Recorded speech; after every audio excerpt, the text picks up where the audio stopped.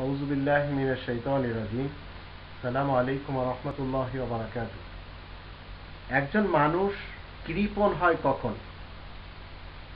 এই ব্যাপারটি নিয়ে কোরআন আমাদেরকে ৭০ নম্বর সূরা মাআরিজ এর ২১ নম্বর আয়াতে এভাবে বলে, ওয়া ইযা মাসসাহুল খায়রু মানুয়া।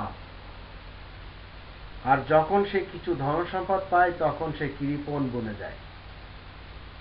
কৃপণ হওয়ার জন্য প্রথম শর্ত আমরা দেখতে পাচ্ছি কোরআনের মাধ্যম দিয়ে, যখন একজন মানুষের কাছে অনেক ধনদৌলত এসে যায় তখন সে কৃপণ বনে যায়। সে নিজের জন্য লাক্সারি জীবন কাটানোর ব্যবস্থা করে, আর আশেপাশের লোকেরা ভুকা থাকে সেদিকে ভ্রুক্ষেপও করে না। অথচ কোরআনের ৫১ নম্বর সূরা যারিয়াতের ১৯ নম্বর আয়াতে আল্লাহ বলছেন, ওয়াফি আমওয়ালিহিম হাক্কুল লিসাইলি ওয়াল মাহরুম।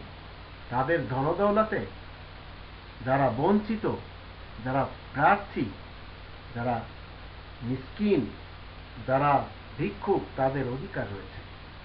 কিন্তু এই লোকগুলি যখন কারুন হয়ে যায়, এই লোকগুলি যখন পুঁজিবাদীদের অন্তর্ভুক্ত হয়ে যায়, তখন তারাই শুধু নিজেদের জন্য লাইফটাকে লাক্সারি বানিয়ে নেয় এবং আশেপাশে তারা আর নজর করে না। তাই তারা সবাই কৃপণ হয়ে যায়। আর এই কথাটি কোরআন আমাদেরকে শিক্ষা দিচ্ছে। কোরআনের মাধ্যম দিয়ে অজানা জিনিস জানা সম্ভব।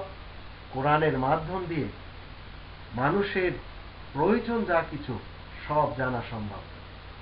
এই পৃথিবীতে কৃপণ তারাই যারা ধনবান, যারা বিত্তশালী। অথচ আল্লাহ বলছেন, ওয়াফি আমওয়ালিহিম হাক্কুল লিসাইলি ওয়াল মাহরুম।